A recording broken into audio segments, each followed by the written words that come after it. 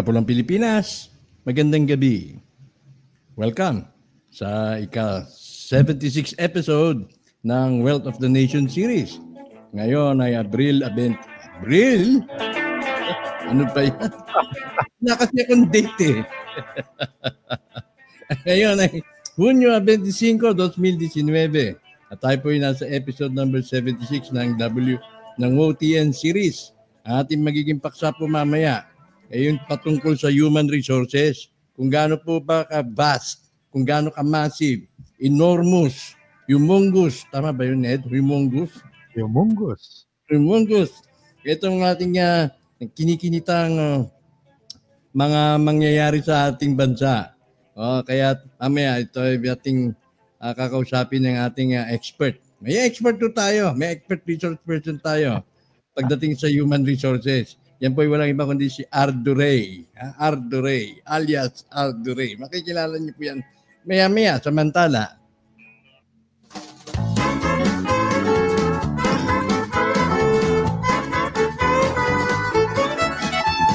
ang Wealth of the Nation series ay isa pong self-funded, crowd-funded program. Meaning ikaw, ako, tayo yung tutulungan para po sa sustainability ng ating programa. Kung kayo po ay nagagalak o naglulugod sa aking ginagawa, sa aming ginagawa rito, kasama si Ed Neri, ay maaari po ninyo ipadala ang inyong pong tulong sa pamamagitan ng BDO. Ang account number po ng inyong lingkod ay naka-flash na po sa inyong mga screen at ang aking pangalan, full name, Antonio Israel. Hindi po Anton Ari. Ano po? At yan po ang gagamitin niyo sa pagpapadala sa Cebuana, Luilier, at ang aking phone number ay naka-flash na rin na maaari po ninyong gamitin para makipag-communicate sa akin. Kung hindi ko ba ako nakakasagot, meaning tulog ang inyong lingkod, meaning nag-iisip ng malalim. Busy, saka iisip, hanggang doon na lang. Ang programang ito pinasasalamatan ng mga sumusunod na donors at contributors. Nandiyan si Alfredo T. ng Saudi at Dingley, si Penny Gallagher, si Kuya Turbo, at Ate Sylvia ng Italy, si Juana C. ng Hong Kong, si Ate Florentina at Mang Roger ng New York, si Robert John Villasor ng Bacolod, si Wen Chan ng Quezon City, Venerando Umali, Uvencio Laporga, Ricardo Bascos ng Rojas City, si Cecil T. ng Tokyo, si Anonymous ng Pasig. Sino kaya to? Si Ed Neri siguro to. Si Melchor D. Si Edgar Palmitos, Emmanuel L. ng San Joaquin, Iloilo, Ate Del ng Canada, si Mike Carganilla, Miropi Dayaw, Marlene Ching. Si Marlene Ching, salamat sa pangyosi ha. Sabi ni Marlene papayosi daw, payosi. At siyempre sa Anonymous ng Hong Kong, maraming salamat sa iyo.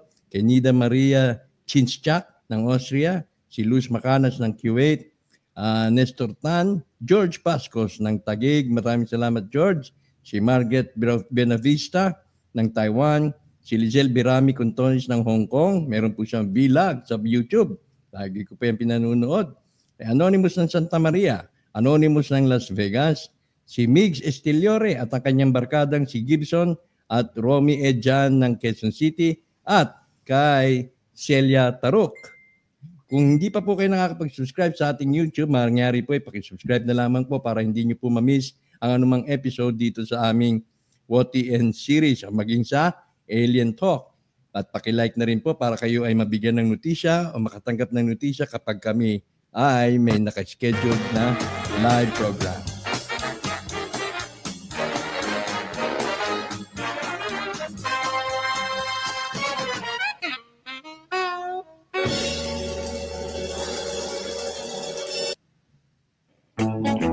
Bago po natin pakilala ang ating panauhin, dumako muna tayo sa ating ritual. Ito po yung ritual, yung lagi po natin palaging ginagawa. Dahil hindi po makukumpleto ang programang ito kung wala ang ating mga early viewers. Nandiyan si Ruth, Romel Takod, Errol Anage, kay Samira Fata, kay Kram Malyari. Ask ko lang po, totoo po ba na 1 million ang i-release ay good for 1 year na daw? Ang 250 daw po ay makukuha every 3 months. Totoo po ba ito? Yan po ay sinasabi ng isang foundation. Yan pong mga ganyang, yan po ang mga anong programa o anong plataforma, yan po ay depende, nakadepende na po dyan kung sino may hawak ng pera. Huwag po tayong Wag po natin isipin na isa lang humihawak ng pera, kundi marami po. Marami po ang magkakapera ng malaki. Kaya marami ang problema kung paano nila i-dispatcha ang pera. Okay, nandiyan si Mylene Sumabat. Kay Nicole Roll, another good topic daw po. Ito ang ating napag-uusapan. Kaya siyempre, nandiyan si Bob Calma. Naging caller ho natin siya, nagpahayag siya last week, no? Siya po isang chef sa Palermo, Italy. Mabuhay kayo. Kakang, okay, thank you sa servisyo na yung ginagawa. Kay Ronaldo Aliscal, kay Mars Santos, April, June, December. Enzo Di Maculangan, Frederick Pine. Ang haba nito. Okay. Sige, Ricky. Mga kapatid, darating na po ang pagbabago nating inasam. Kay Ronaldo Dupit, kay Rosana Disoyo, Rosalina Salayo, Arnold Malyari, kay Marian Yan. Hi! That's why our project need to send back our OFW to our homeland, Philippines. Tanong natin mamaya. Kay Ardure, kay Ramil Domins Eric, good evening. Good evening rin kay Gudoy. Gudoy, good evening sa iyo, Gudoy. Kay Robinson Ramos, Mylene Sumabat, tapos na. Jennifer Jason, hi Jennifer, regards sa lahat. Kay Delia Agustin, kay Jason Escorpiso, kay Edison Honson, Bien Guterio, Violeta Pahador, Sherry Lu, Jeric Bueno, kay Margarita Selga. Naalala ko tuloy si Gloria Selga, isa sa mga magagaling na singer yan. Kay Cory Belga, Antonio Estrada, kay Luz Nuevo. Hi Luz, good evening, salamat. Rosalina Salayo, Danilo Rabara, Romel Tacod, kay Mela Conce, kay Aida Cobilla, Ana Gallardo, Daniel Estariha, Ami Mariano, kay Celia Taruk, Chetchovic, salamat sa iyo Celia, Edgardo Cabusca, kay Grace Balbera ng CDO. Grace, good evening. Lirio Gracia, Julie Ramos. Hindi ba siya na ito? Julie. Rafael Oredina, Ander Gina, Jojo Indinible, G. Erlina, Nelson Tidoy, kay Boy Regio, kay Cristina Salvador, ay Cristina, Kevin Lumar, Vicente Cepeda, Luz Belleza, Donato Red, Alan Calibo, Carlos Arganda, Joy Mac Rivera, Ronaldo Aniscal, Juliet Sasa, Cecil Takahashi, kumbawa Cecil, good evening. Rosel Angkot, Keith Abuneta, Polehok, kay Teresa Dumanais, kay Jenny Rose Sorienda, kay Marilu Dionaldo, Akol Segundo, Lourdes Lagiman, Sally Samlero, kay Cheryl Mali, good evening. Wilfredo Bardi, Aida Berhen, Bernardo Olet, Arlene Lacuata, kay Madam Princess Elizabeth Ruiz, Lino Modesto, Adriano Sinsano, kay Feli, Lee Jose, Pastor, kay Brother Jose Lee, Arnold Nalyari, Raymond Nonatos, Ferdinand Odivelas. Parang walang sound. Wala bang sound? Meron. Okay, magandang gabi. Lakas ba?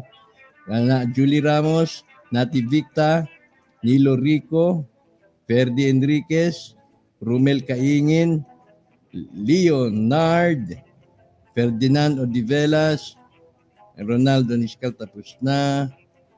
Ay, kay Sandel. Ay, Sandel, magandang gabi sa'yo, Sandel. Sarap mong kasama, Sandel. Masayang tao. Wilma Ramos, Elizalde Akong. Ay, Elizalde. Regards sa inyo dyan. Wilfredo Bandi, kay Boneric Nakpil, kay Lorencia Iroy, kay Juliet Sasa, tapos na yata. Kay Gina Matsubara, watching from Japan. Hello, Gina. Rosie Aguirre, Joseph Laciente, Jansena Tagob, Ronaldo Aniscal, Florante Fernando, Amelia Balmadrid, Josefina Dedicatoria, Ami Ebio, Zanab Zanad, Ayete Ayete, Ami Ebio, ha? Wilma Ramos, Elsa Diaz, Jason Ella, Amelia Balmadrid, Johansen, Jonathan Kalunsag, Elena Puyong, Nel J. Capillo, June Bernrana, Lilita Fabro, Dari Gold, Renier Arbatin, kay Alejandro Francisco, kay Ireneo Magbanwa, Romelyn Bigtas, Alfredo Parpan. Hi Alfredo, good evening sa iyo. Kay Darius Ibanez, kay Inday Miras, John Doria, Monica Banuelos, Creamer Mate. Ang sarap siguro kasama nito si Creamer Mate. Lloyd Pediglorio, Bebet Martinez, Nestor Corpus, Caroline Crisaldo, Crypto Magnet. Hi Mel, good evening sa iyo. Sarap mo rin kasama Mel. Yolo Montero, Warlito Egoy, Lani Castillo, Chong Magsayo, Prince Dulye, Carlito Egoy, Mario Gay, T. Garcia, Eric Palas, Rosie Gavanes, Julie Ramos, Iox Ronald Ramos. Ayan, malapit na. Sherry Sagipo, nainig ka ba? Ardure, Lynn Ligad.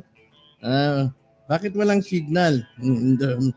Anton Wego, Andel Gina, Jeremiah Rosal, Wilfredo Pagador, Miriam Lazaro, Mirna Lagmaitan, Edwin Ismilia, Monica Amar, Andrew Calzado, Mark Ibaho, Joel Pasis, Ana Nanaram, Armando Berdan, Bernardo Gation, Lynn Ligad. Ay, Faye Paldas. Good evening sa'yo, Faye. Walang signal daw. Ha? Wala bang signal, Ed? Wala, malakas. Malakas ang... Miriam Lazaro, Roberto Ibernias, Mika Tani, Francis Coral, Elvi Peñaranda, Roselito Denolan. Ay, Ross, kamusta na? Mateo Beron, kay Donator, tapos na. Rose Presley, Margarita Selga, Nel J. Capillo, Jess Illurin. Okay, sige na, okay na. Kota na. Rodel Flores. Sige, iba kay Sister LV Shiga at kay Architect Valle. Okay, pakikilala na po natin ang ating panawin. Kilala niyo po siya. Pero meron po siyang ginagamit ngayong kanyang bagong pangalan, bagong screen name. At tatanong natin muna bago natin pakilala siya ng formal sa inyo. At siya po ay isa pong talagang totoo. Hindi po nababasa lang. Hindi po by theory, kundi by practice. Isa po siyang HR, Human Resource Management Expert. Yan po iba, wala kundi si Ardo Ray. Magandang gabi sa iyo, Ardo Ray. Magandang gabi, Tony. Baka sa boses lang, alam na nila kung sino. Naririnig ka na sa background eh. Oo. Ano ka nga muna ng konti, gumit na ka kaya. Ganun ba? Medyo tagilid ba ako?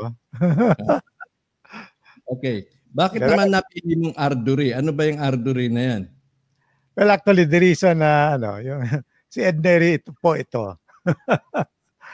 Actually, yung the reason na naggagawa ko ng ibang Facebook account kasi dumadami na yung pumapasok sa Facebook ko. And I could not handle anymore. Yung iba-ibang mga subject matters na nalilito na ako minsan hindi ko na nasasagot, minsan nalilito na ako, which is which. Kasi I have several groups. Sa personal ko lang, I have something like 4 or 5 groups na I'm managing or administering in Facebook. Sama sa around 20,000 members. Merong iba dyan, 4,000 members, may 2,000 members. So, malaki rin. And then we have UFOSP, which is a big number also. Mga 4,000 nata tayo doon or more.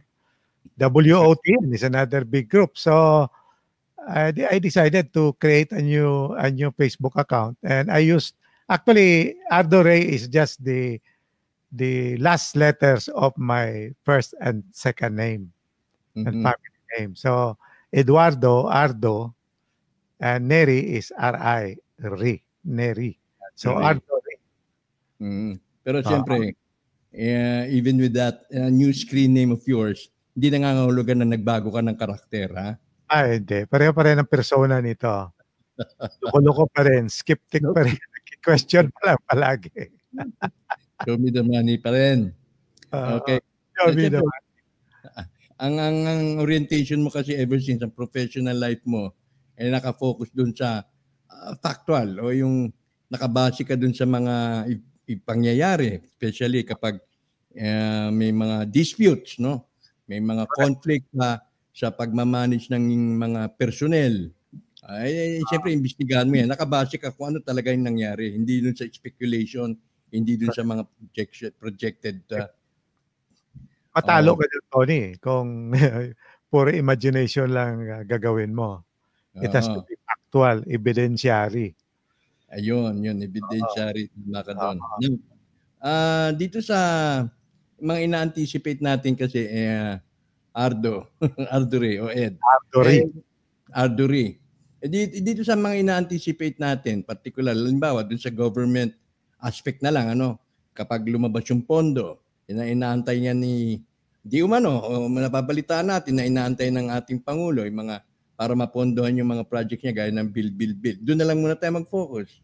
Na-anticipate, gaano ka complicated ito pagdating dun sa human resource management side? Ano nakikita mo rito? Well, talagang complicated. Pero sabi nga, you will just have to manage it and make sure that you progress the project to the very end. And one of the resources that you need is the manpower or human resource. May kopya nga tayo, Tony, ng I don't know if it is the real thing, but may kopya nga tayo ng summary list of all the projects that are planned. If ever lalabas itong inaasahan nating ziptillion, quintillion na pera para sa Pilipinas. 40 zeros, sabi nga, 40 zeros. And itong nakita ko, the projects covers all the areas in the Philippines from the north of Batanes to the south of Tawi-Tawi, from the west of Palawan, the south, the West Philippine Sea, and up to the east side of the Philippines and the new area that is given to us in the North Luzon, which is the reef. Anong tawag ng reef na yun? Yung lumalabas ngayon na lupa. In fact, the National Geo Resource Administration of the Philippines is saying, it is no longer 7,200 islands. There are now 7,400 or 7,500 islands in the Philippines. So nadagdagan pa. Okay. Now, ano ang bukod doon? So, alam natin, siyempre, sabi mo nga, it's complicated, but the question is how this government or future governments will be able to manage it. So, from the aspect of management, halimbawa, nag-uwian yung mga OFW dito at dito na sa atin magtrabaho, how complicated could this get? Well, ganito sabihin ko, Tony. I mean, from the list that I have seen, most of them are big projects. Talagang malalaki. Pero may mga simple, may mga maliliit na project na madaling may manage. But we have to understand na itong projects na ito, pinapakita ang nandyan sa kamay ko ngayon na mga list of projects are purely parang title. Mga titles lang yan eh. Paki-enumerate naman, if you could. Example, mga tulay, mga airport, mga hospitals, yung mga ganon, mga infrastructures. So, it is only a list of things that are to be done. Pero yung detalya ng bawat project, wala tayo.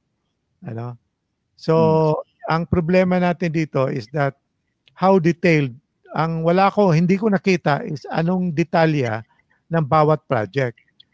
Because you will have to look at the 4 resources. Ano ba yung 4 M's ng pag-manage ng mga resources? Manpower, money, materials, methods, or systems and procedure. Ano? So, ito yung 4 na major resources na kailangan i-manage mo in building up the infrastructure. So, assuming there is already the money, so this is funded, walang problema yan. Materials, ma-list mo lang ano yung mga materials kailangan mo and you order or you purchase them. But the methods, the process, the systems and procedure, yun ang problema dyan. Because yun ang critical sa pag-manage ng project. As you have to determine kailan kailan orderin yung mga material, anong klaseng material kailangan, kailan saan bibilihin ito, anong quality nito, kailan ang delivery, kailan saan ang storage, saan ang positioning ng mga materials, equipment, etc. Mahirap yan. If you don't have a person who can do a good project management, mahirapan talaga kasi it is a very complicated project. And it is just methods involving finance, money, materials, and manpower. So, pag-identify, ang manpower naman is, anong kailangan mo na manpower? Are they pure laborers? Are they skilled workers? Semi-skilled workers? Are they degree holders? Are they professionals? This has to be identified.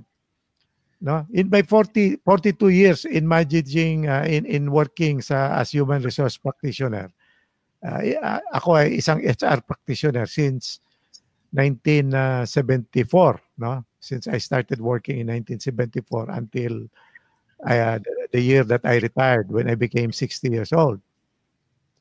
Talagang pag-manage ang human resource is one of the big problems kasi kailangan i-identify mo yung kailan mo anong kailangan mo? Kailan mo kailangan? Ano yung klaseng kailangan mo? Anong quantity ng manpower kailangan mo? And this has all to be detailed out in a project management plan. So, it's complicated. Kung tanungin mo ko, it's complicated. And imagine there are 1,000, more than 1,000 projects. More than 1,000 projects. So, ina-expect din o pinoproject na yung ibang mga OFW na hindi na from different nations ay pupunta na rito at sila na magtatrabaho sa atin. Yun ang problema because even now I don't know if there is a database of our OFW in terms of their skills, qualifications, and knowledge. I have not seen one, but probably POAE might already have a database of that. Pero isipin mo, Tony, out of the millions of Filipinos as OFW, how many % of that are domestic DH? Or how many of those are just, yung ang natapos grade school lang, elementary, or how many of those are just high school graduates? O sabihin na natin unrelated dun sa mga projects na inaasahan natin. Yes, that's what I'm trying to say. As an example, this is one experience I had in one major corporation that I work for. There was a political issue or parang sabihin natin, there was a political cloud or there is a political side to the whole project because yung nilagay yung proyekto na yon, it basically eradicated one barangay. So the whole barangay was disappeared from the map of the Philippines, and the residents, 144 families were transferred to a new relocation site in another barangay, another area. Now, they were convinced to move because they were promised that they will be given a job. One family will have one job. Ang problema, karamihan sa kanila were just fishermen and yung mananaka, yung tumutuba, farmers. Oh. Yeah. So, but Manunuba. we have committed, or the company has committed for political reasons, to hire one Ah. of its family. So, ang ginawa namin, since we were operating in a 200-hectare lot, hinire namin yung 200 as gardeners, utility laborers. Wala magawa ka. I mean, titignan mo, hindi naman, kung bibigyan mo sila ng test, hindi naman sila papasa. Yung paper and pencil test, hindi sila, mahirapan sila. I'm not saying na hindi sila papasa, but what I'm saying is, mahirapan sila to complete it. The second one is, they cannot work for even a skilled position. They cannot go to a high skilled position. So, nakapasok sila talaga, semi-skilled at saka laborer. Pero I'll tell you, every time I pass that project, kasi from time to time, dumadaan ako doon, puno ng kahoy, puno ng halaman. And those were the things that we planted way back in 1975, 76. Oh, from 1976 to 1979. That was my first job as a personnel supervisor. So nandiyo din yung impact na magkakaroon ng distortion or disruption within the normal living community ng isang particular project na dadaanan noon, ano? Correct. Potential yun. Possible talaga. Sigurado yan. Any infrastructure project will have the effect of dislocating, affecting, or disturbing yung communities.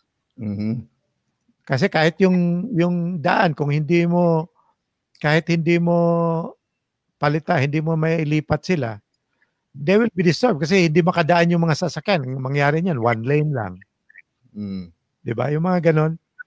So, by disruption, complicated yan. At saka, we have to look at the time frame. Ano ba yung tinitingnan natin? Do you want it to progress this in an accelerated manner, or pagbigyan natin ang lahat ng mga tao na makatrabaho? Okay. At saka, ang nakita ko naman dito, Tony, ito ang dilema, no?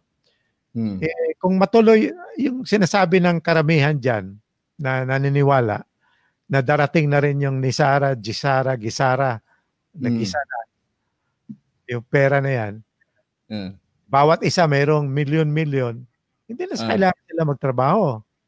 They would not probably like to work. You know? If you have 5 million, kahit nagastusin mo yan in several days, kahit pa 1,000 a day, matagal maubos yan. So, ang question talaga is, would they like to work? Kung domestic helper ka sa labas, okay, kung engineer ka, then you may be qualified in one of the projects. Maganda kung doctor ka, then you may be qualified in some of the hospital projects. If you're a teacher, you might be qualified in the new schools that will be put up. Pero kung wala kang skill, alam mo lang magbantay sa bata, magluto. O kung yung luto, baka pwede sa mga hospital, sa mga kantin, mga cafeteria. Pero yung purely labor ang experience mo, talagang labor lang. But if I am a laborer in the Middle East or some other countries, pagbalik ko dito, mayroon na sa bank account ko 5 million, 10 million, 20 million. Bakit pa ako magtrabaho? Yun ang problema. So there is a possibility that the projects will have to be undertaken by equipment, more equipment to expedite, accelerate the process. Kasi pwede naman, if you build a road, pwede naman gawin ng tao yan eh. No question about that. Remember yung old PACD? Sino yung PACD na meron siyang project na puro labor ang paggawa ng mga roads, yung market to barrio or Farm to market. Barrio to city roads. So. Okay. Pero yun nga, after 5 years, wala na yung road kasi na-wash out na. So for us to build first-class infrastructure, itong promises na pinapromise na bibigyan kayong enough money for 3 months and then after 3 months, pwede ka na magtrabaho, hindi guaranteed yun. Unless you want to go back as a laborer. Ikupala ka dyan. So we have to be rational, we have to be practical sometimes. So ang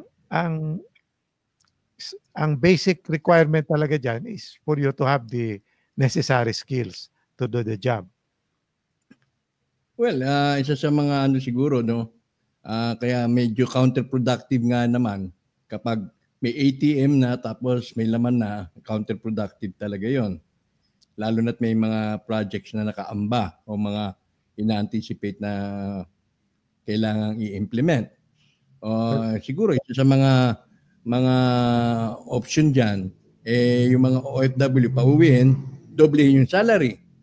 Pero they have to work for their money para magkaroon ng productivity in terms of labor.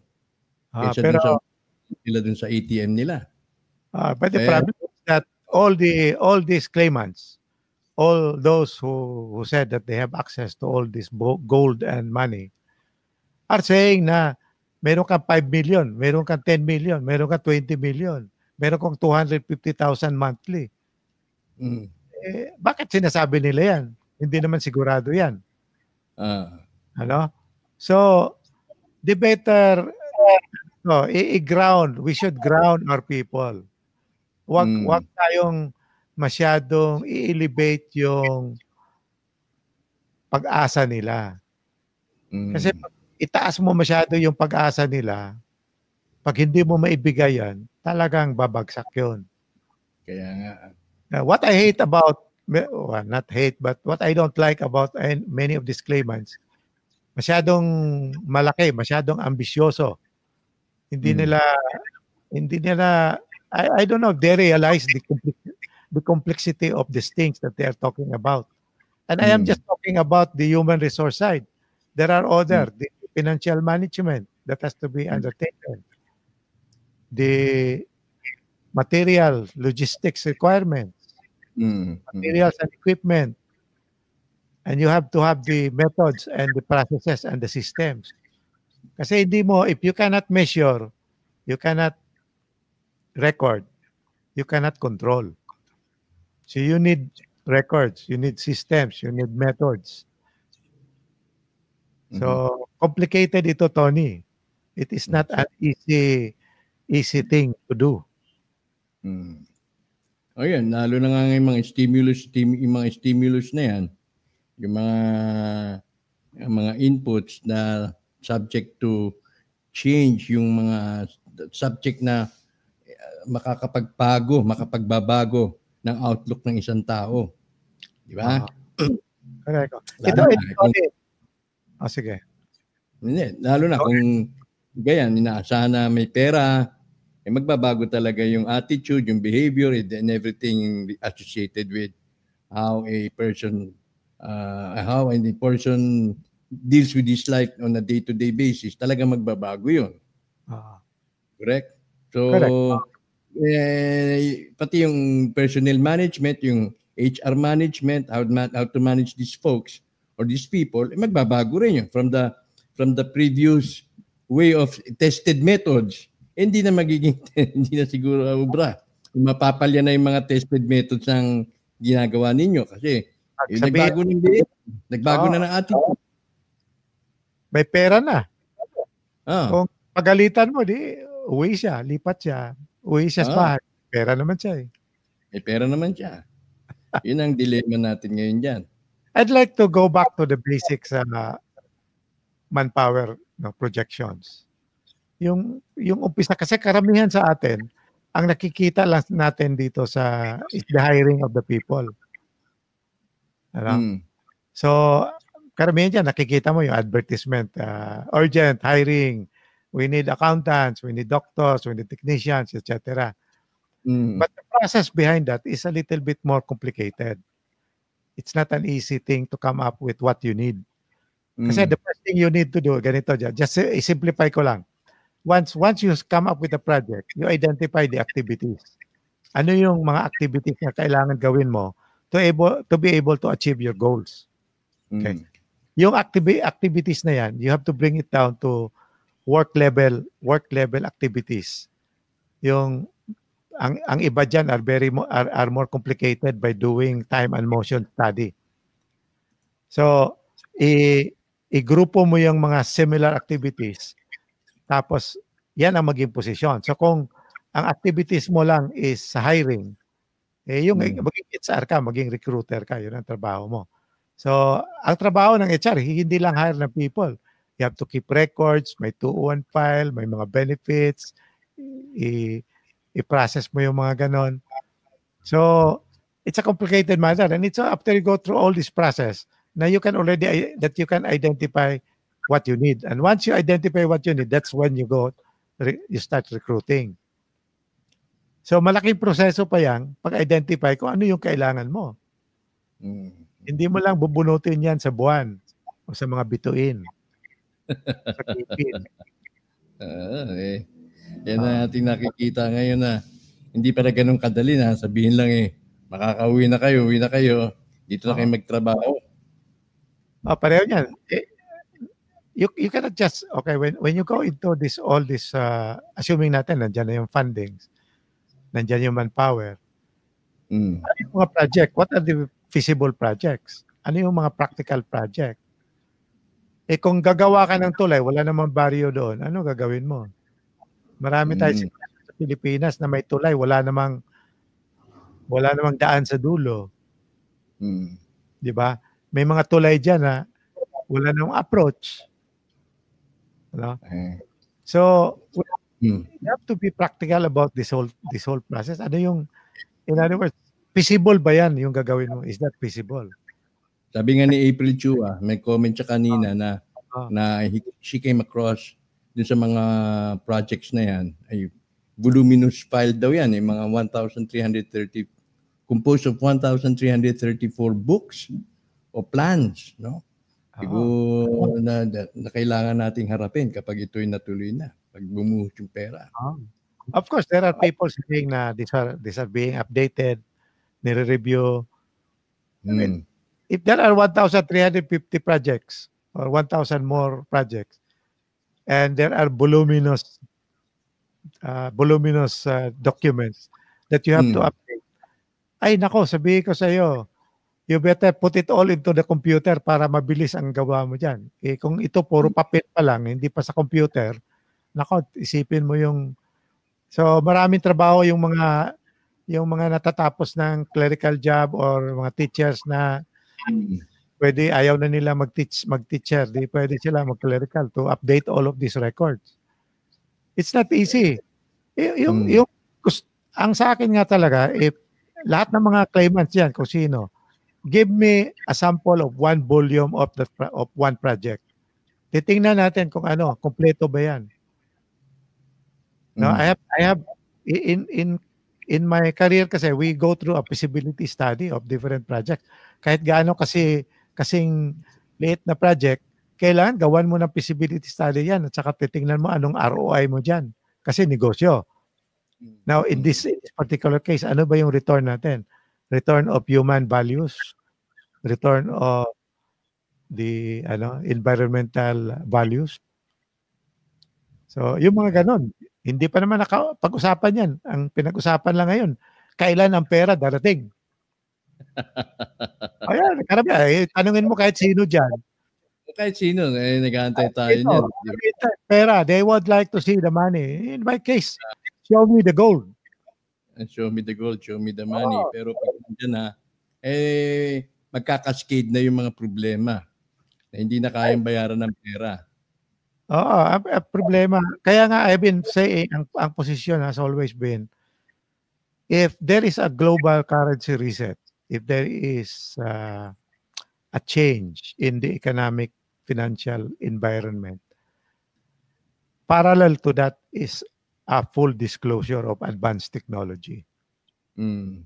Yun ang Kagaya palagi. ng nabanggit kanina ni Charlie, yung ating naging panauhin, ni Charlie Magno. Sabi niya, may Venus Project daw, yung kung narinig na raw natin yung Venus Project. Marami. Dito sa May Venus, fully automated daw ang mga construction.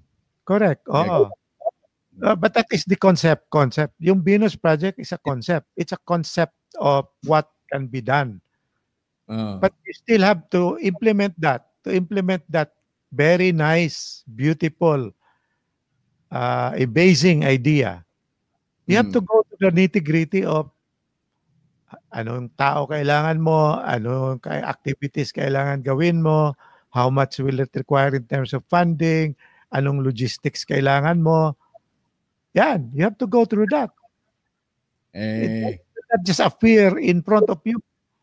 You have to work at it. Ay kung sabihin ni old man, sabihin ni Presidente, old man, sabihin niya, lalabas yung pera basta may plano na, implementation na. Hindi magantay pa tayo. Kasi magantay pa tayo ng project feasibility mo. Yung galing sa magiging consultant. Kailangan, ang mga feasibility study, tapos na. Tapos na ang mga feasibility study para implementation na lang. Implementation, kailangan. Yung nasabi ko, yung mga voluminous document na mini-mention, updated na ba yan? Is that updated to the present moment? Palagi ko hindi. I presume na wala yun.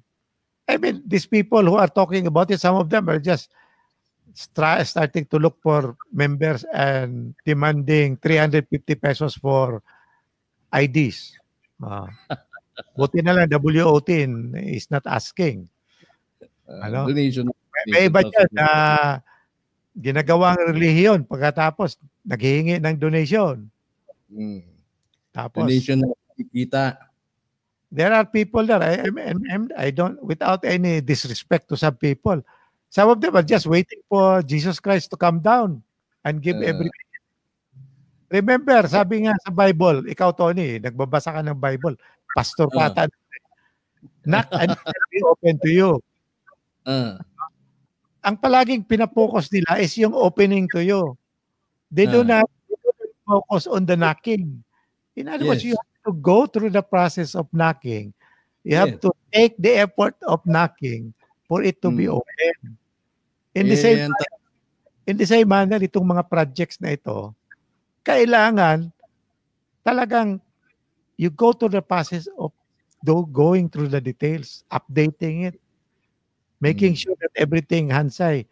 Kasi mangyari dyan ngayon, seat of the pants na naman, ay nako, makurakat lang yung pera na yan. Sakaantay. Kaya nga sabi yata walang lalabas na pera hanggang hindi klaro yung kung saan gagastusin. Ako, mahirap yun. Gantay tayo.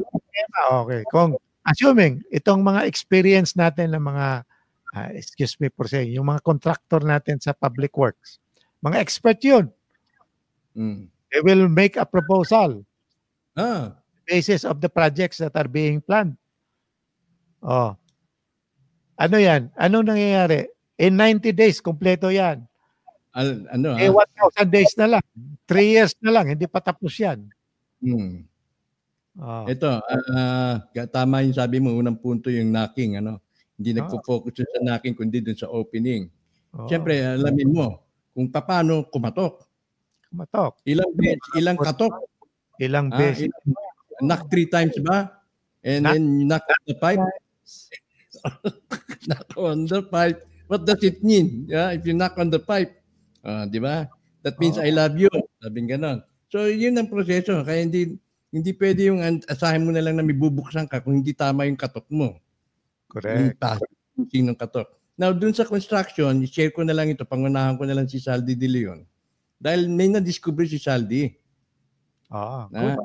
Related dito sa Wealth of the Nation na may mga construction or construction consultancy na sinasabi, kilala namin yung funder. Hawak namin yung funder.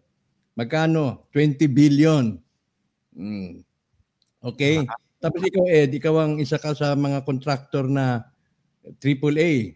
Kasi pag AAA, wala ano na yan, mga maestro na yan, maraming pera yan. Sabihin namin sa iyo, i-assign namin itong project sa iyo on the premise na bibigyan mo kami ng parang talent fee or say Nandyan na naman. Ha? Nandyan na naman. So ginagamit din sa scam. Ginagamit din sa scam itong istorya natin, pinag-uusapan natin dito sa Wealth of the Nation dahil como hawak niyo yung funder, kilala niyo yung sole signatory o kilala niyo yung ganito. Bibigyan kita ng Project Ed, pero bigyan mo ako ng kapalit na reservation or advance of 1 million, 2 million. Yung itong idea na to, yung build na yan, ni project ni Duterte na yan. Some of the projects that he is espousing is actually found in that list. Nasa listahan yung list of projects na gagawin. Nandun na galing na doon. So ang question yan is the funding of those build coming from the promise of Perdi, the old man, or yung tago na yaman ng bansa? Very likely. Wala nang dinadadaan yan sa mga... Kung hindi niya, bakit hindi niya at this point in time ngayon, bakit hindi niya sasabihin? Ito, build, sobra ang gastos nito lahat, sobra pa sa kaya income natin. Pero wag kayong mag-worry kasi ang pera nandyan. Ready na, available. Sana sabihin niya categorically, yan. Ba't di niya maipaliwanag, hindi niya sinasabi kung saan manggagaling, di ba? Ngayon, pwede natin itanong siya. Pwede natin i-challenge. President Duterte, saan galing ang lahat na pera para sa build? Correct. At in the same way, tayo hindi natin alam. Saan manggagaling yung sabi mong dadagdagan mo, dodoble mo sweldo ng mga teachers? Mga sundalo, mga cabinet members, mga department heads, mga division chief ng gobyerno. In the same way, dapat si Kapa, yung pastor ng Kapa, dapat magpaliwanag rin saan galing yung 30% na pwede niya ipinamimigay na as interest sa mga nag-donate sa kanya. Kasi nga, disruptive yung method niya. No? 5 million na nga members niya, di ba? Pero nasusustain niya. Kaya yun na-intriga yung mga bangko doon. May text dito si Doc Harry. Sabi niya, yung project ko na hospital at school, complete yun ng feasibility. Management, technical, may technical, socio-economic at financial. Yung management planning, staffing, organizing, directing, and controlling. So makikita mo, yung mga terms na ginamit niya rito ay talagang well-planned. Management talaga yan. Pero ang question ko lang talaga ngayon dyan, bakit hanggang kung kompleto na yan, maganda, ready to go, why is there nobody taking ownership of that project and funding it so that it can already progress at this point in time? Wala. Sabihin, wala pa kasi, hindi pa binilabas. Hintay pa tayo. Isang signature na lang. Hinihintay pa yung sole signatory na darating dito galing sa abroad. Dumating naman. Anong nangyayari? Wala. Wala pa rin. Kumbaga, tapos na yung gripo, nandiyan na yung lababo, wala naman tubig. Which is the case ngayon. Hirap nga tayo. Hindi ako makaligo. Hindi pa ako nakaligo eh. Wala na tubig. Gaya nito, sabi ni Puti Panday, yung presidente dati, si Panot, gumawa ng tulay, wala naman tubig o river sa ilalim. Sabi yan, very true and right, Ed. It's not really practical. Better siguro ilagyan ang ATM ng tao. Small amount of money every month, parang allowance lang, at wag biglain, a very big amount para maobliga pa rin siguro magtrabaho. Don't worry about the thing because every little thing gonna be all right. Parang kanta yan, Parang kanta yan, Leo. Create WOTI and property management. WOTI and property management. Ayan, si magbo-volunteer si Architect Valle, project management. Mahirap din yan, aspeto yung project management, ha? Ibang klaseng activities yan. Yung project management in progress during the construction phase. Once you have the project, then you go into property management. The different aspect of the stores and supplies are actually handled by warehousing and logistics.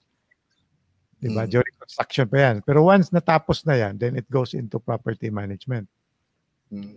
Yung utilization. Marami tayong talent. Marami tayong makukuha talent. Pero marami, I mean, I could volunteer my daughter because she's a project management expert. Marami tayong makukuha talent. Pero ayaw niya. But halimbawa, kasi yung funding, halimbawa, meant for ilang projects yan naka-describe dyan? 1,000 projects. More than 1,000. Oh. More than 1,000 projects. And then yung pondo nandiyan lang. Pero hindi naman ma-execute yan, hindi naman ma-implement yan ng sabay-sabay. Ano mangyayari doon sa pera? Yung project management kasi is actually, you can do a project management for one particular project. You can have also a master project plan. Yung master project management mo for the entire project. Kung kanong timing yan. In terms of general. Unlimited man yung financial resource, may limitation pa rin yung manpower resource naman. So mangyari talaga yan, Tony. Same. Ang sa akin dyan is, if we want to accelerate all of this, you have to go into contracting. And not only local. Lalabas talaga tayo. Hanap tayo ng ibang contractor. So that is what they're saying na the time will come when it will be the Philippines who will now be hiring contractors. Yes. Para man din gamitin yung mga models na Middle East nung when Dubai was building, no, yung UAE, yung Dubai particular, halos lahat yata ng mga cranes, mga heavy equipment nandoon na sa kanila, nandoon na sa lugar na yan.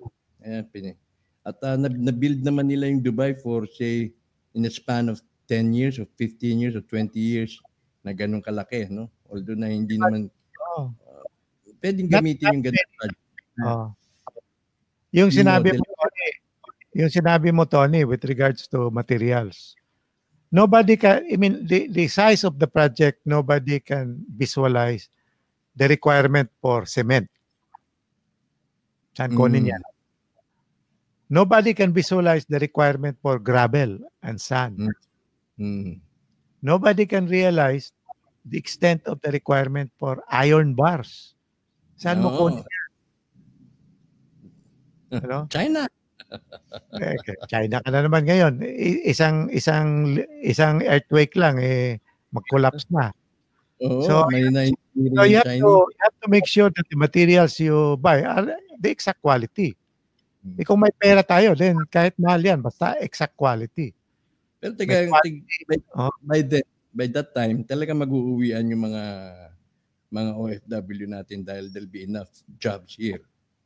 Sabi naman, di ba, sabi ni Princess sa video niya, pag nandyan ang pera, pauwiin niya lahat.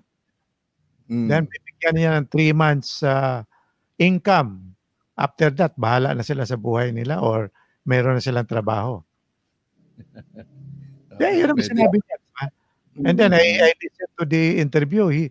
She said, by the end of this month. Yan. Confirm mo ba yan, Tony? Kasi kasama ka doon, di ba? Ayun ang plan. Yun ang mga napag-uusapan. Yun ang mga napag-uusapan. Usapan. Mag-usapay lang kita. Monty Jen, we need feasibility consultant to update. Yun, yung mga plano na yan. Matalino si President Marcos, planado yan. Pero, okay, even if Marcos is very bright, is a genius, hindi naman siya gumagawa niyan . Ang sa kanya is strategy, policy, and direction. But the actual detailed work of computing the feasibility of any project, that is done by people down the line. Meron kang project manager, Meron kang mga analyst, computer, estimator, di ba? Kung yung film center, di ba? Yung film center nga, nagawa ng mabilisan yun under the auspices. Kaya nga nag-collapse. Tapos 100 plus ang namatay. Ayun. Di ba? Yan ang hindi alam ng marami kasi a lot of our millennial children were born after martial law. Hindi nila alam yung ibang nangyayari niyan. Sabi ni Supremo, updated po lahat ng program development, sir. Complete po. Bigyan mo ako ng isang kopya ng isang complete confidential. Bigay mo sa akin. Titingnan ko. Ayan. Sabi ni April, the target workers are the young generation, the millennials, and the projects are ready for implementation. These are at least 50 years in advance and good for 1,000 years. I'll believe it when I see it. Pagka mga millennials, paano tayo mga old school? Ed, wala na. Yung mga theory na yan na it is good for for 1,000 years, yun ang sinabi rin ni Adolf Hitler sa Third Reich, yung Nazi. That the Nazi state will continue for 1,000 years. Kaya di ba sa UFO, ang duda nila, some of these UFO are actually Nazi spacecraft. Silang naunang napunta sa moon. Man is born for money alone. The famous men like poets and philosophers lived and died in poverty but with contentment. Bala, if that is your interest and your motivation, go ahead, do it. Di ba may mga kaibigan tayo, Tony? Ikaw, malapit ka na rin nagtaong grasa eh. Di ba? Si Ox, talagang kaibigan natin si Ox. Taong grasa na siya. But if the path of your soul, if your goal in your spirit, your goal, your spiritual goal, your spiritual mission is not that, talagang i-guide ka to another. Like ito si Tony. Iba to. Hindi to taong grasa. Trumpeter. Pero yun na nga, kailangan natin ma-experience yan para maging kompleto, Ricardo. Sabi ni Charlie Biason pala di Magno, sabi ng creator ng concept ng Venus Project, abutin daw ng 10 years ang transition. Lahat ng plan from 30 years ago is obsolete na kasi technology evolved. Yes. Kaya with full disclosure na rin ng info para makita nating posible ito. Kaya sabi ko si MB Bravo, kung updated na, I would like to see 1 volume. Ayan, sabi ni MB Bravo, advanced techno po ang gagamitin. Okay, gusto ko makita nga yung advanced volume, yung advanced feasibility na natapos na. Show me that volume. April Chua, waiting for the right people. Many are called but few are chosen. Pare yan. All projects and programs. Naririnig ko yan nung nag-i-eskwela ako sa mga huwetik. Sabi, many are called but few are chosen. Sa Bible daw yan. Mga Opus Dei. Opus na. Sabi ni Mel, all projects and programs are already planned. Tayo na implementation na lang. At nakahanda na ang mga blueprints noon pa. I agree with Ed. It's not easy to handle a big project, especially on human resource. Tama. Pero with the right people on the job, it can be done. And siyempre, kailangan pa rin yung selection. Ed, anong madadagdag mo? Tony, itong masabi, let's go back to that one, that everything has been planned. The basic principles of management, plan is just one aspect of that. Yung sinabi ni Harry, the basic principles of management is that you plan, you organize, you lead, and you control.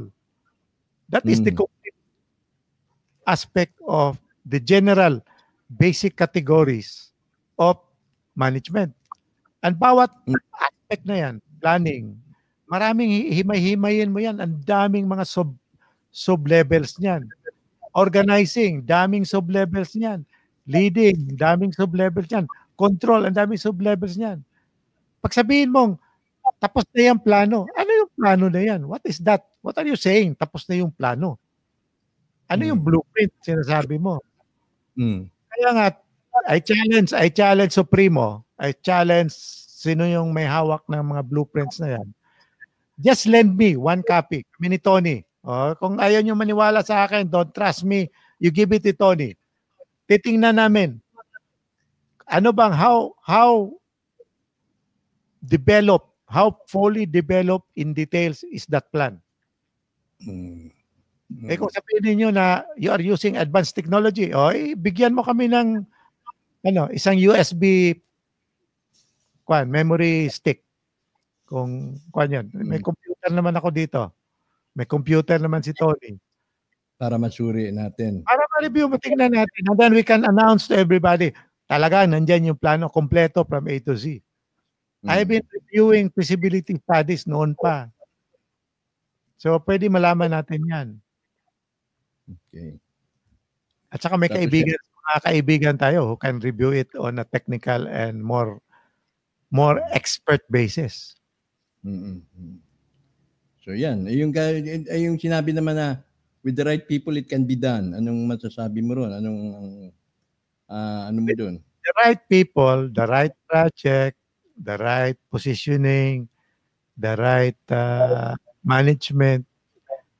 Kanyan, eclectic yan. Maraming papasok na variables niyan. So, in the end, kumbaga, as we see things to be occurring, masasabi natin na malaki ang opportunity for corruption dito. Hindi pa matanggal nga ni Duterte. The mission of Duterte was to eradicate corruption, which until now he has not done so. It's going to be a big problem. Now, itong sinabi ni Cesar na FM is a visionary. Remember, a visionary is someone who just see visions.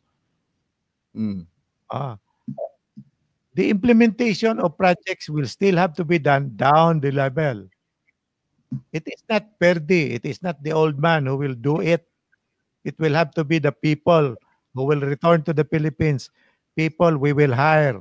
People who will do the work using advanced technology as mentioned by Supremo MB Bravo. Using new advanced technology like yung drilling machine para sa MRT na bago. Yun. Those are the same. That is the same drilling machine that has been used to build yung dams. DUMP. Ganun? That's the same one. That's the same kind. And the more advanced ones use laser. Itong ngipin sa atin. Grade 1 lang to. Kung meron ng mga sinasabing may mga tunnel na noon, sinasabing Octopus Tunnel, yung Golden Lily Tunnel, mga ganon. Ano ginamit doon? Baka may machine na rin silang ginamit, dinala yung mga Hapon dito noon. Pero I don't think those tunnels are during the Japanese time. I think it's older. It's older. Older than the ancient world. It is more ancient. More intriguing yan. Okay, sabi ni Architect Balye, tama po yan, Kanton.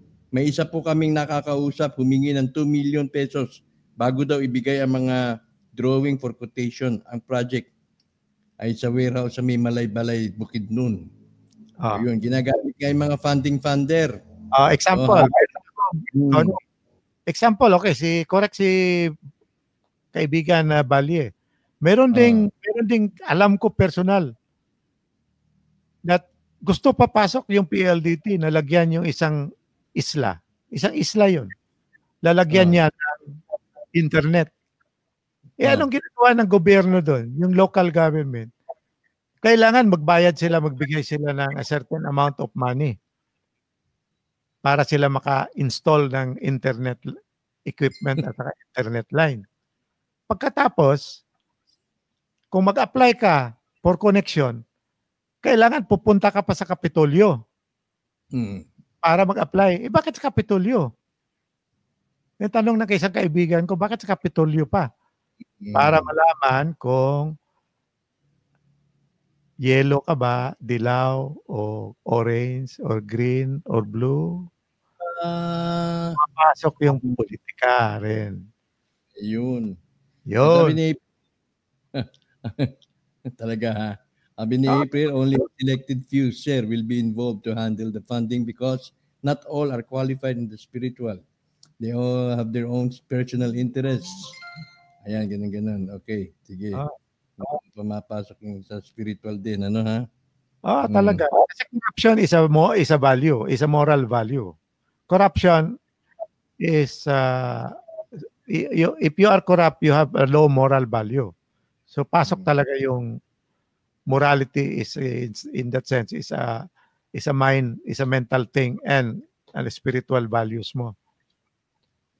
Okay. Now, ang question ng spiritual values naman, kung ano yung tinuro sa iyo. Depende yan. Depende rin yun. Okay, sabi naman ni Doc Harry, tama si Ed. Yung mga projects na libro na pinabasa sa akin ng isang claimant, walang detail. Usually, perspective models lang at luma na. Di nila na-compute para sa present time.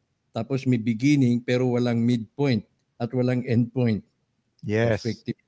Every 3 to 6 months, nag-update ako ng data sa project ko kasi nagbabago ang data at ang costing. Even without money, PhilHealth and Medicare should help Dr. Harry. Dr. Harry should already be helped by the Department of Health. Ang problema kasi ito, pumapasok pa rin yung political color. Namimili pa rin sila kung sino yung bibigyan nila. Tama ka dyan. Dapat nga, provide siya ng mga datos, ano? Okay, sabi ni Prince Idule, if the account will be open, madami ang susulputan mga magagaling. Humawak. Ang pakaiingatan lang natin ay ang mga korap. Hindi na maiwasan ito palagay ko dahil pagka nakatenga yung pera na mas matagal, mas malaki, mas mahaba yung opportunity, window of opportunity ng mga korap para kurapin ang pera. Good PM. I think hindi magiging complicated ang magiging problema kung ang bawat Pilipino ay may milyon. Kasi kung may pera na ibang bansa na nagpunta ang mga work natin, katulad sa Middle East, may pera ang mga tao at libre ka. Ibig sabihin kung may pera, hindi naman daw magiging problema. Dapat maging positive thinking lang tayo. Mga ganun. Okay.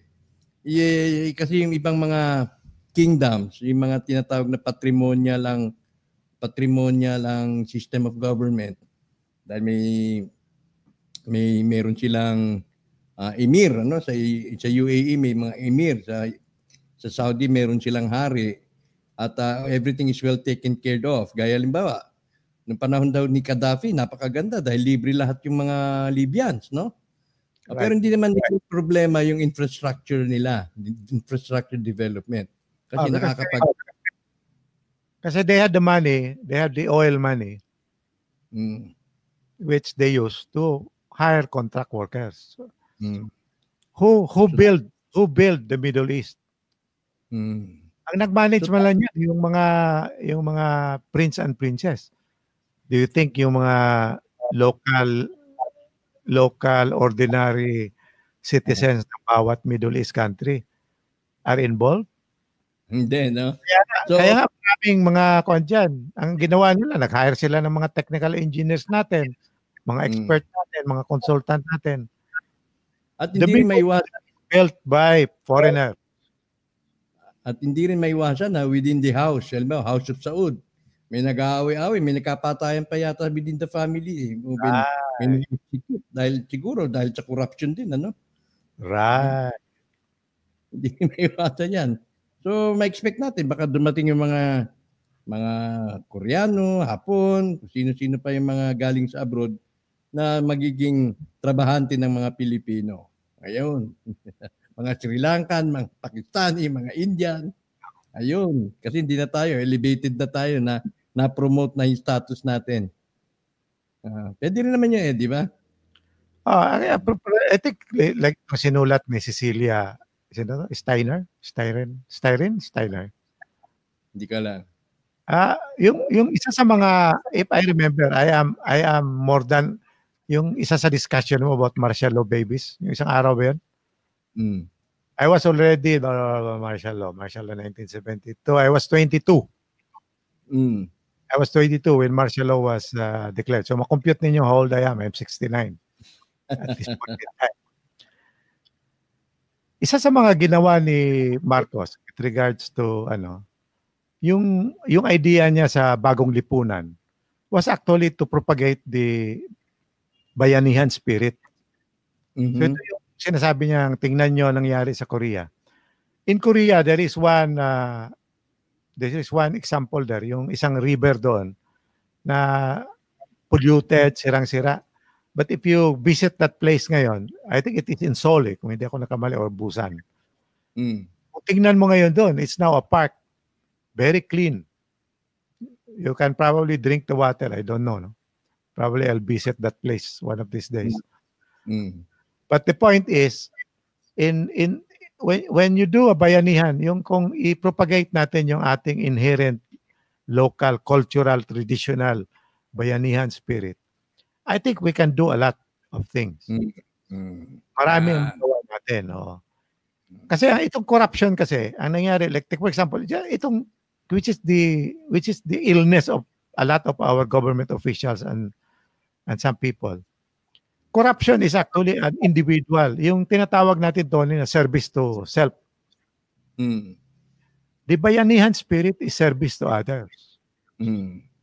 So kung ma-develop yung mga problematic agencies natin where there are graft and corruption, they year in and year out, they are always found in the top 5 most corrupt agencies in the Philippines.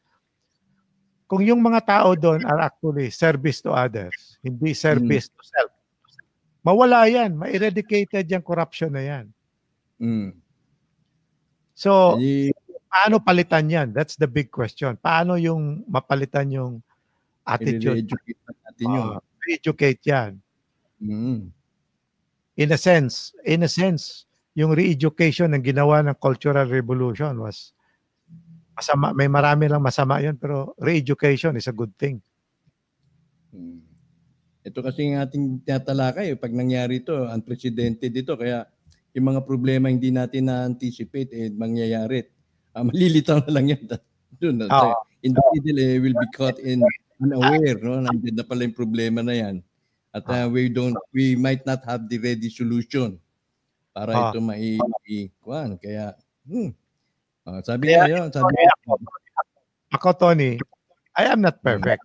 I don't know everything, but I try to understand in general terms, in terms of total outlook ang mga sitwasyon.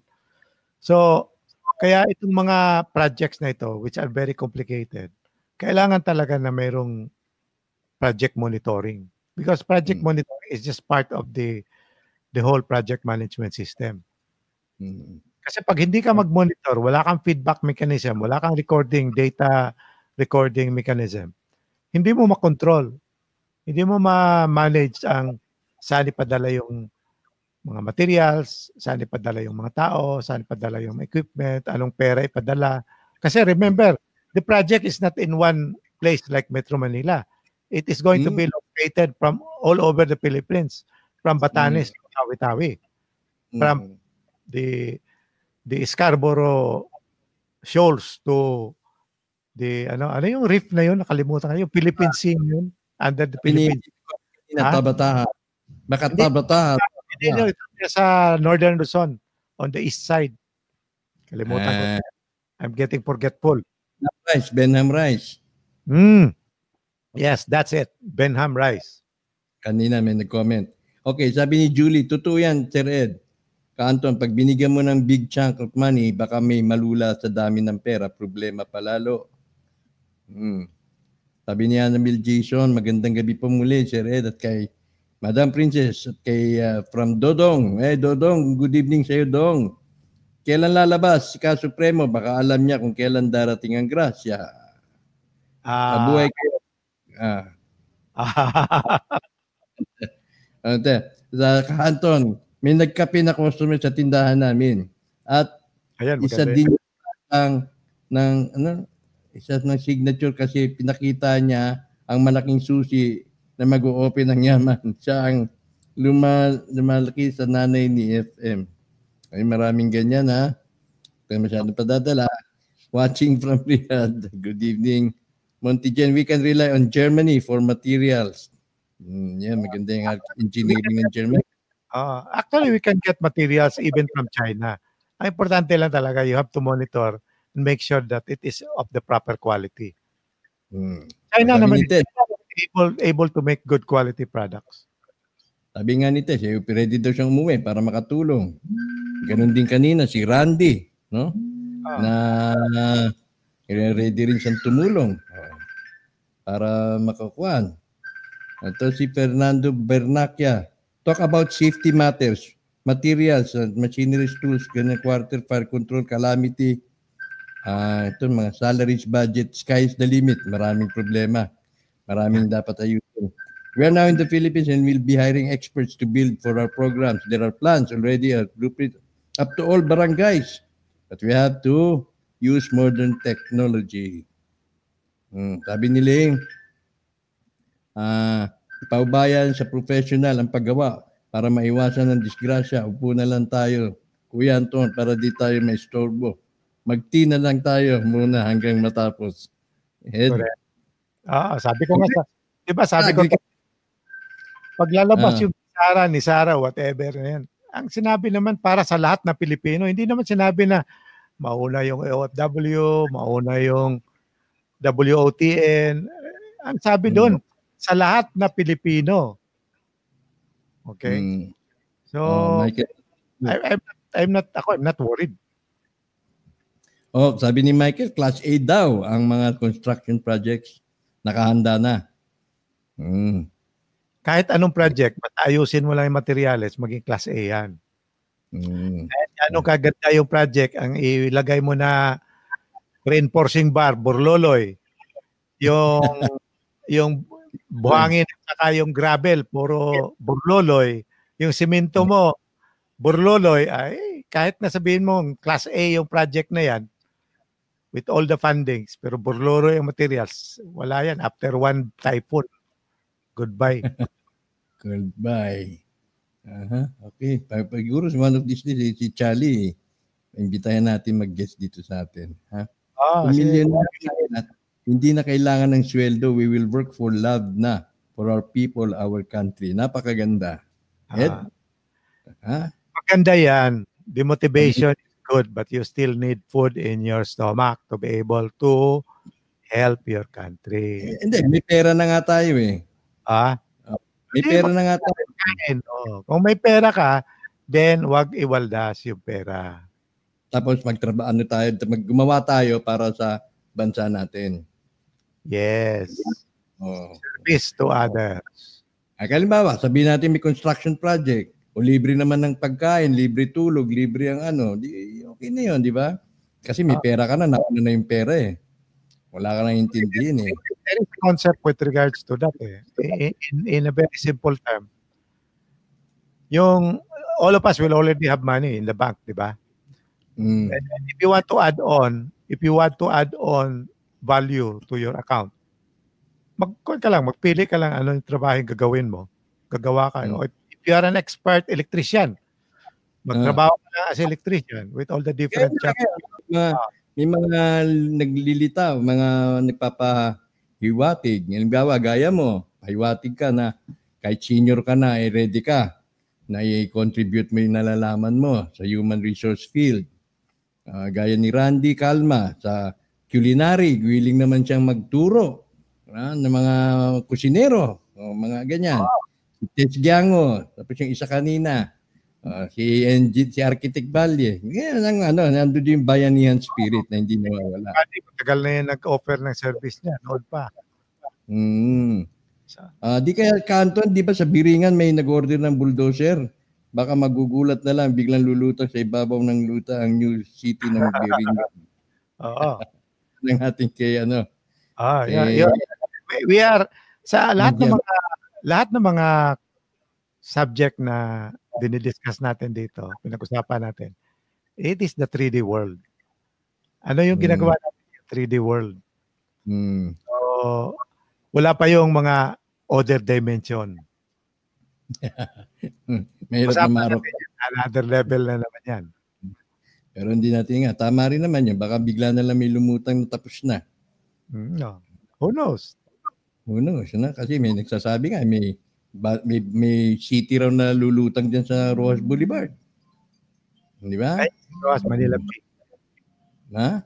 Manila Bay. Cavite is part of Manila Bay. Bataan is part of Manila Bay. Corridor. Di ba? The bottom line of everything is this, the funds. Pag andyan na, everything is possible because you have the means to hire experts. Okay. Kaya yung totoo yung sinabi niya, when the funds is there, the funds is enough for the project and there is no corruption. Kasi problema kasi, you have 100 million for this particular project. Tapos kinukurakit. Ang magamit mo lang sa one is, ano na bang going rate ngayon? 60%? So what is going to the project is only 40%. Kaya marami dyan hindi natatapos. Tama. Well, Ed, siguro tayo maglatag natin. Narinig lang natin yan naman mga newspaper minsan lang yan.